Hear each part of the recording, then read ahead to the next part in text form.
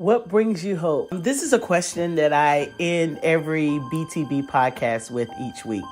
And this really started because in order to do this work, I have to have hope. And in the process of having hope, there has to be joy attached to the work. This isn't a question about optimism.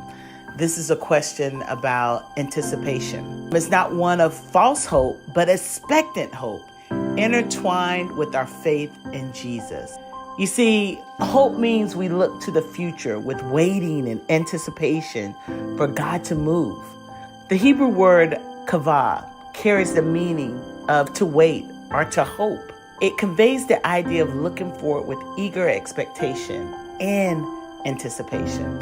Hope looks at the past and it remembers what God says, what God did, what God is doing. And this gives us hope for the future and what God will do. You see, biblical hope is a confident expectation and trust in God's promises and his faithfulness.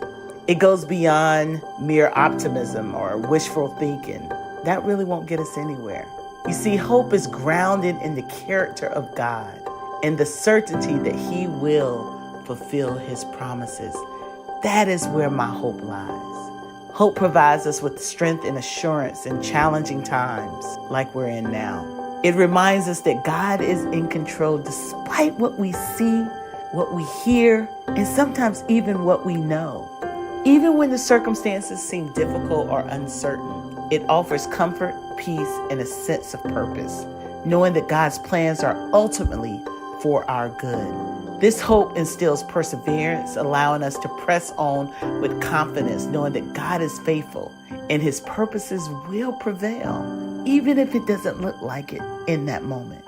Hope provides us with a firm foundation for our lives, enabling us to face the future with courage and trust in God's goodness. Having hope in this work is a necessary practice. It allows us to look to Jesus so that we can see ahead with clarity.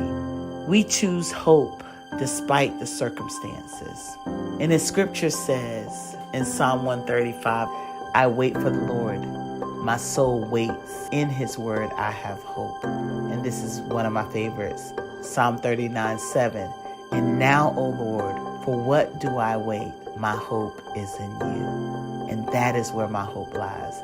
My hope is in Jesus, not in people, not in circumstances, not in what we see, but holding on to the promises of God, knowing that he will create a world where all will flourish. And that is what I cling to. That is what I hope for. And that is what I hope you will hope for.